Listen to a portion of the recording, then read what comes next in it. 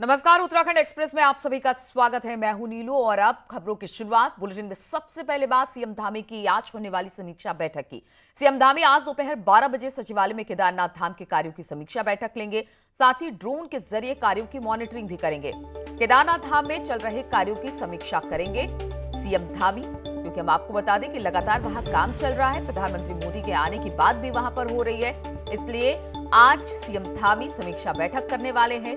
CM Dhami आज दोपहर 12 बजे सचिवालय में केदारनाथ धाम के कार्यों की समीक्षा बैठक लेंगे। साथ ही ड्रोन के जरिए कार्यों की मॉनिटरिंग भी करेंगे। केदारनाथ धाम में चल रहे कार्यों की समीक्षा आज सीएम द्वारा की जाएगी।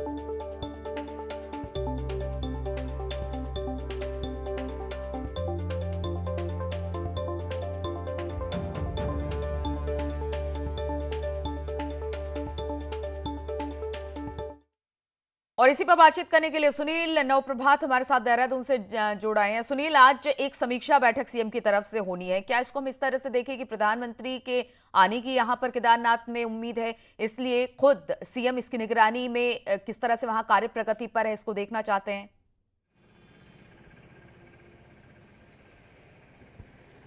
देखिए नीलू, 7 अक्टूबर को प्रधानमंत्री का उत्तराखंड दौरा है और अभी तक हालांकि जो ऑफिशियल प्रोग्राम है उसमें केदारनाथ का टूर नहीं है, लेकिन फिर भी प्रशासन और सरकार अपनी ओर से वो तमाम इंतजाम कर रही है कि अगर बाय द वे प्रधानमंत्री का केदारनाथ दौरा हुआ तो उसी के मद्देनजर ये तैयारियां हैं। और वैसे भी लगातार पीएमओ से लेकर स्टेट गवर्नमेंट तक लगातार केदारनाथ के कामों की मॉनिटरिंग करते रहे हैं। आज मुख्यमंत्री खुद 12 बजे ड्रोन के जरिए केदारनाथ के जो कामकाज हैं उनका वहां पर समीक्षा बैठक लेंगे, उनका निरीक्षण करेंगे। इसके साथ ही नीलू, आपको ध्यान होगा कि केदारनाथ में शंकराचार्य के समाधि स्थल भी बन रहा है और माना जा रहा था कि 7 अक्टूबर को जब प्रधानमंत्री उत्तराखंड का दौरा करेंगे तो शंकराचार्य की मूर्ति का अनावरण भी कर सकते हैं, लेकिन अभी केदारनाथ धाम में शंकराचार्य की जो समाधि स्थल है, जो मूर्ति वहाँ पर इंस्टॉल होनी है, उसका काम कंप्लीट नहीं हो पाया है। जो पर्यटन सचिव हैं दिलीप जावलकर, उनका कहना है कि करीब 20 अक्टूबर तक ये काम कंप्लीट होगा। और ये प्रधानमंत्री का एक ड्रीम प्रोजेक्ट रहा है, उनकी हार्दिक इच्छा भी रही है कि केदारनाथ धाम में शंकराचार्य की मूर्ति स्थापित हो। तो 20 अक्टूबर तक ये मूर्ति का काम भी कंप्लीट हो जाएगा। तो ये भी एक संभावना है कि नवंबर फर्स्ट वीक में, क्योंकि 6 नवंबर को केदारनाथ धाम के कपाट बंद होने हैं, तो इससे पहले प्रधानमंत्री केदारनाथ का दौरा कर सकते हैं और जो शंकराचार्य की मूर्ति है उसका भी लोकार्पण कर सकते हैं। तो इसी के मद्देनजर मुख्यमंत्री आज केदारनाथ धाम के जो कार्य हैं उनकी समीक्षा बैठक लेने जा रहे हैं। ठीक है सुनील, बहुत बहुत शुक्रिया आपका जानकारी देने के लिए। और 4600 ग्रेड पे को लेकर प्रदर्शन कर रहे पुलिस के परिजनों से डीजीपी अशोक कुमार ने देर रात मुलाकात की। डीजीपी धरना स्थल पर जाकर उनसे मिले और आचार संहिता लागू होने से पहले उनकी समस्या के समाधान का भरोसा दिया। इसके बाद पुलिस के परिजनों ने धरना फिलहाल के लिए स्थगित कर दिया है।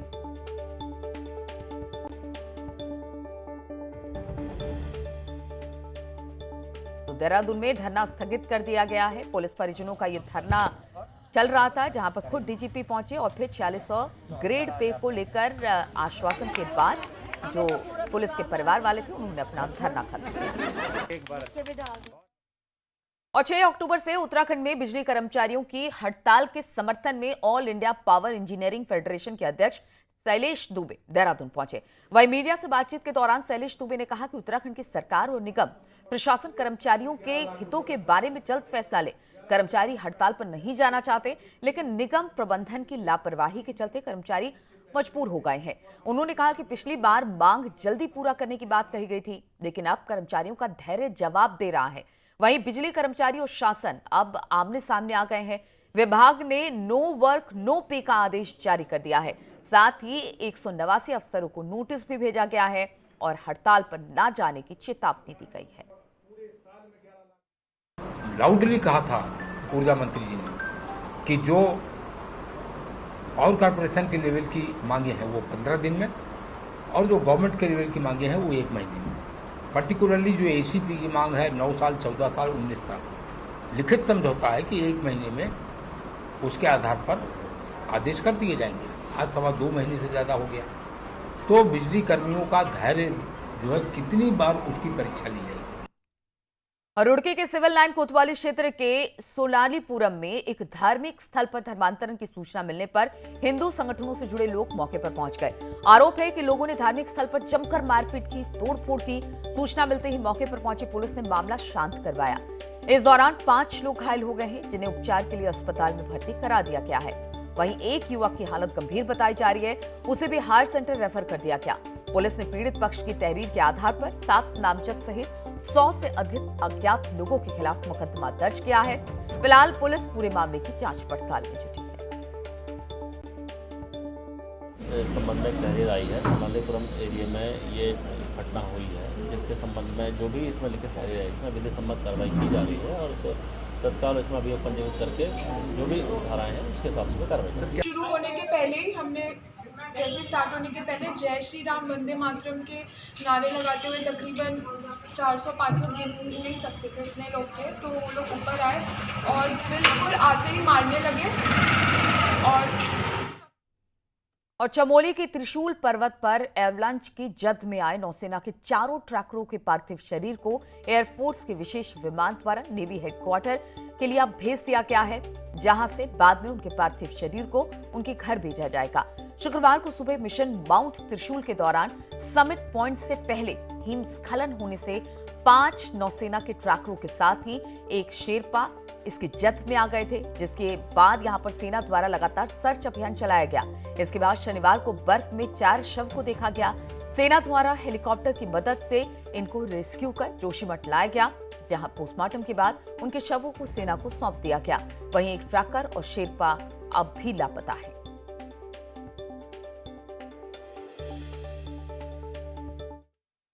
और टेरी के चंबा में 2 युवकों को चोरी के शक में बंधक बनाया गया। दोनों युवकों पर दुकान का ताला तोड़ने का आरोप है। ग्रामीणों ने बाद में दोनों युवकों को पुलिस के हवाले भी कर दिया।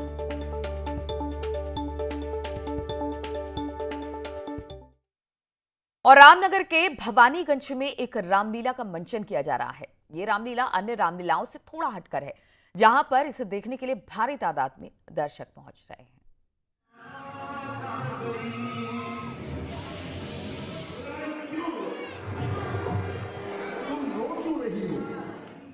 कुशल मेकअप आर्टिस्ट के हाथों तैयार हो रहे रामलीला के कलाकार अपनी कलाकारी के जलवे दिखाने को तैयार हैं। ये कलाकार रामलीला को रंगमंच की पहली सीढ़ी मानते हैं। यहाँ से शुरू हुआ इनके रंगमंच का ये सिलसिला सालों तक चलता रहता है।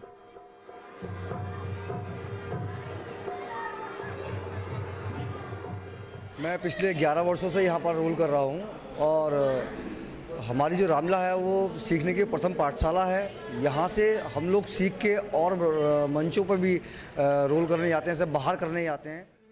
श्राद्धों में शुरू होने वाली इस रामलीला का श्राद्धों में ही समापन हो जाता है।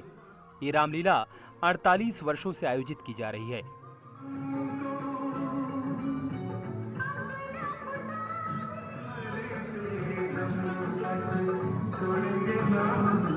टीवी पर रामायण सीरियल शुरू होने के बाद रामलीला से दर्शकों का मोह भंग होने लगा, जिसके बाद यहां आयोजकों ने कई प्रयोग किए जो सफल भी रहे, जिनमें फिल्मी गीतों का समावेश भी शामिल है।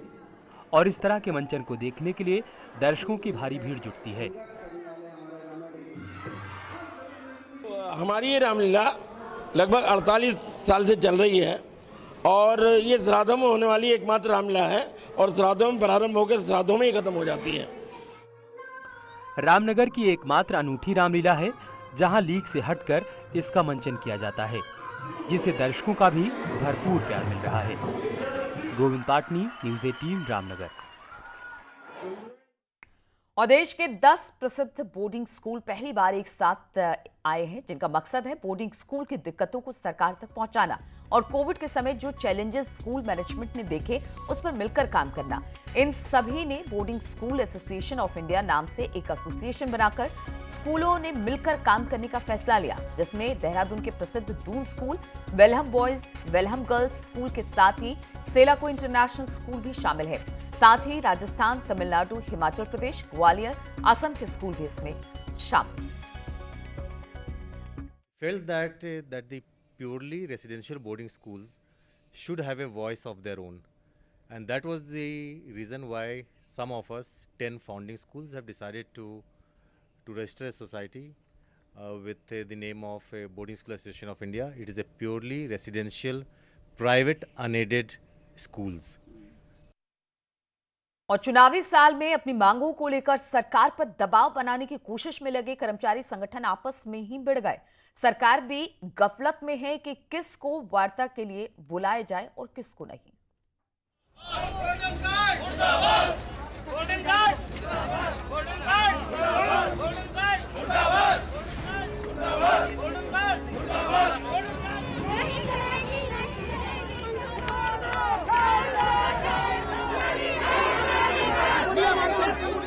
गोल्डन कार्ड की खामियों को दूर करने, पुरानी पेंशन व्यवस्था को बहाल करने समेत कई मांगों को लेकर आंदोलन कर रहे कर्मचारी नेता आपस में बंट गए हैं। एक और उत्तराखंड कर्मचारी शिक्षक समन्वय समिति तो दूसरी ओर उत्तराखंड अधिकारी कार्मिक शिक्षक महासंघ कर्मचारियों का नेतृत्व करने का दावा कर रहा है। महासंघ ने 1 अक्टूबर को 22 सूत्रीय मांग पत्र शासन को सौंपा, तो समन्वय समिति से जुड़े नेता कर्मचारियों ने भी 5 अक्टूबर को रैली निकालने का ऐलान किया है। दोनों ही एक दूसरे पर आरोप प्रत्यारोप लगा रहे हैं।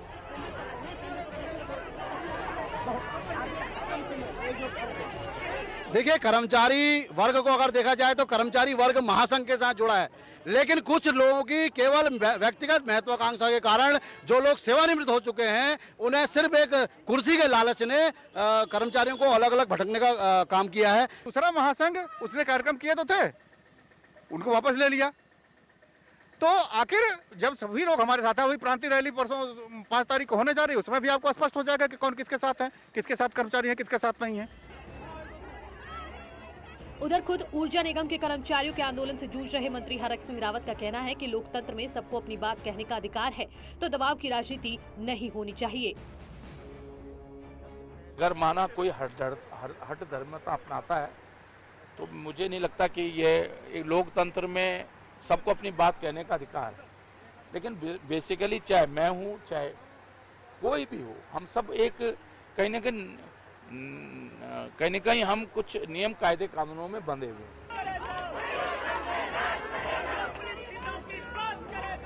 कौन असली कौन नकली के शोर शराबे में कामकाज तो प्रभावित हो ही रहा है। आम कर्मचारी की समस्याएं भी गुम होती नजर आ रही हैं। हालत ये है कि शासन दोनों संघों की अलग अलग मीटिंग भी बुला चुका है, लेकिन यूनियनों में एका न होने के कारण कोई ठोस नतीजा नहीं निकल पाया। देहरादून से सत्येंद्र बर्तवाल के साथ सुनील नवप्रभात की रिपोर्ट।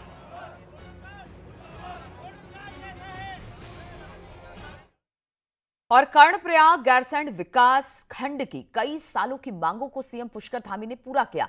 इन विकास खंडों की 12 सड़कों की मांग को स्वीकृति दे दी गई है। इसके साथ ही एक पुल की भी स्वीकृति दे दी गई है। बीजेपी की मीडिया सेल के सदस्य सतीश लखेड़ा ने सीएम धामी से मुलाकात कर उनसे इस विकास खंड के वित्तीय स्वीकृति का अनुरोध किया था, जिसे सीएम ने मान लिया है।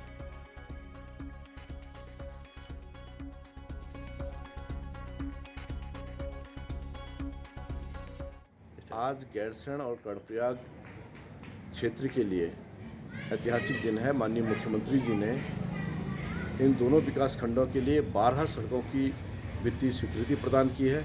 इसके अतिरिक्त एक मोटर पुल की वित्तीय स्वीकृति प्रदान की है। और रुकेंगे यहाँ पर छोटे से ब्रेक के लिए।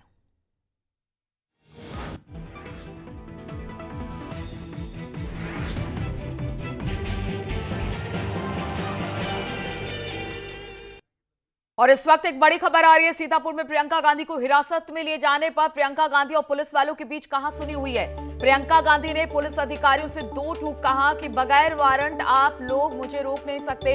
अफसरों मंत्रियों से वारंट लेकर आओ, महिला से बात करना सीखो, इस देश में कानून है। तो लगातार लखीमपुर खीरी पर सियासत अब तेज हो गई है। सीतापुर में प्रियंका गांधी को हिरासत में लिए जाने पर प्रियंका गांधी और पुलिस वालों के बीच कहासुनी भी हुई। समझे? मत समझो कि मैं नहीं समझती। अभी तो अरेस्ट करो, अरेस्ट करो। हम खुशी से जाएंगे तुम्हारे साथ। अगर कोई गलती कर रखी है, जबरदस्ती घेर रहे हो, ढकेल रहे हो ना, इसमें आप physical assault, attempt to kidnap,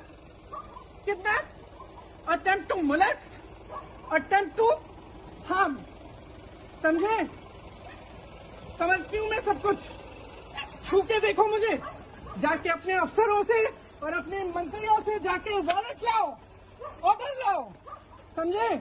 और महिलाओं को आगे मत करो, महिला से बात करना सीखो, समझे? महिला संबंधित महिला कानून है इस देश में, तुम्हारे प्रदेश में नहीं होगा, इस देश में कानून है। प्लीज कुछ नहीं, तुमने मुझे धकेल के तुम यहाँ लाए हो, मुझे जबरदस्ती ले जा रहे हो और तुम्हारा कोई हक नहीं है, समझे? को इसमें बिठाओगे मुझे तो मेरा अपहरण करोगे, ये है लीगल स्टेटस तुम्हारा, समझे? मत समझो कि मैं नहीं समझती। अभी तो अरेस्ट करो, अरेस्ट करो, अरेस्ट। हम खुशी से जाएंगे तुम्हारे साथ। अगर कोई गलती कर रखी है, जबरदस्ती घेर रहे हो, धकेल रहे हो ना, इसमें आप physical assault, attempt to kidnap, attempt to molest, attempt to harm, समझे? समझती हूँ मैं सब कुछ, छू के देखो मुझे, जाके अपने अफसरों से।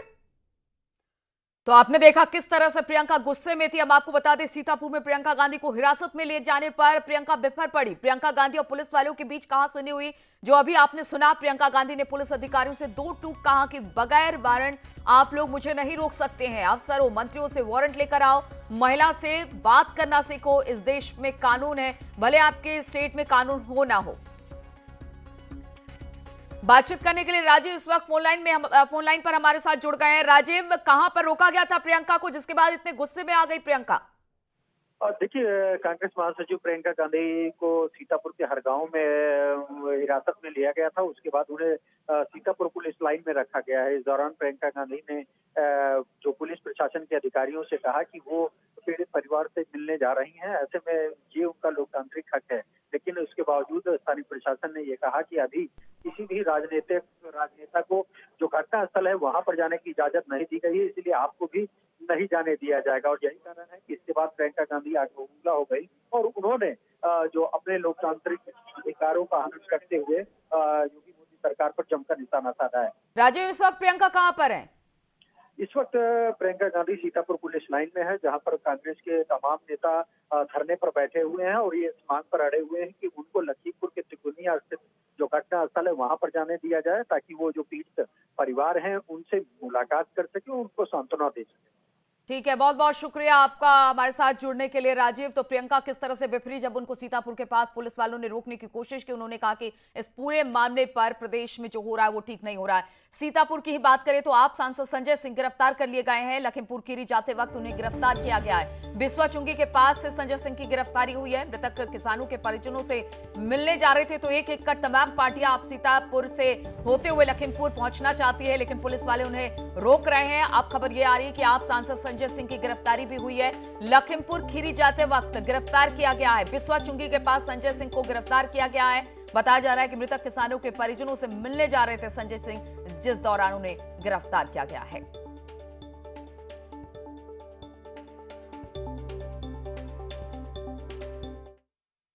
और लखीमपुर खीरी की घटना के बाद केंद्रीय गृह राज्य मंत्री अजय मिश्रा ने न्यूज 18 से बात की और कहा कि किसान हमला नहीं कर सकता। इस पूरी घटना के पीछे कोई बड़ी साजिश है और इसके पीछे और भी लोग हैं। इसके साथ ही अजय मिश्रा का कहना है कि लाठी डंडे और तलवार लेकर किसान कभी सड़क पर नहीं आते। जिन लोगों ने हमला किया वो किसान नहीं है। इस घटना में हमारे 3 कार्यकर्ता मारे गए हैं और मैं खुद दोषियों के खिलाफ मुकदमा दर्ज करवाऊंगा। बड़ी घटना हुई जिसको लेकर पूरे प्रदेश और देश में सियासत शुरू हो गई। यहाँ के सांसद और केंद्रीय गृह राज्य मंत्री अजय मिश्रा टेनी साहब हमारे साथ मौजूद हैं। पहले तो ये बताइए कि कितने लोग अब तक मारे गए आपके मुताबिक? देखिए, हमारे 3 कार्यकर्ता और हमारे ड्राइवर की मृत्यु की पुष्टि हुई है। मुझे कुछ लोगों ने बताया है कि 2 लोग नानपारा के रहने वाले थे, बहराइच के, वो भी शायद इस घटना में मारे गए हैं। अभी तक मेरे सामने ये जानकारी है, लेकिन मेरे कार्यकर्ता मारे गए हैं इसकी पुष्टि हुई है। मेरा ड्राइवर मारा गया है उसकी पुष्टि हुई है। विपक्ष ये आरोप लगा रहा है कि जो कुछ हुआ वो आपकी वजह से हुआ। आपके बेटे वहाँ गाड़ी लेके पहुँच गए, उन्होंने रौंद दिया लोगों को और इतने लोगों की मौत। हमारे बेटे की अगर बात करें तो वो 11 बजे से कार्यक्रम स्थल पे थे और कार्यक्रम समाप्त होने तक ये वहीं रहे। ये तो कहिए ईश्वर की कृपा थी, नहीं तो बीच बीच में आदमी थोड़ा बहुत इधर उधर चला जाता है तो ये आरोप लगाने वालों को बल भी मिल जाता। लेकिन हज़ारों लोगों की भीड़ के बीच में वो एक जगह खुले में कार्यक्रम होता है जहाँ हज़ारों लोग शामिल होते हैं। पुलिस और प्रशासन के लोग थे, SDM थे, CO थे, ऐसे सारे लोग थे। फोटो है, वीडियो है, वो सारा प्रमाण है। कौन लोग थे ये जो जिन्होंने ये घटना कारित की? आपके 3 लोग मारे गए, 2 बहराइच के लोग मारे गए, 5 से 6 लोगों की पुष्टि हो रही है। ये कौन लोग थे? देखिए, अब ये हमको लगता है किसान नहीं थे। मेरे ख्याल में किसान कभी ऐसा काम नहीं करेगा। मैं भी किसान तो इसी के साथ यहां पर रुकेंगे छोटे से ब्रेक के लिए, लेकिन ब्रेक के बाद भी लगातार खबरों का सिलसिला जारी है।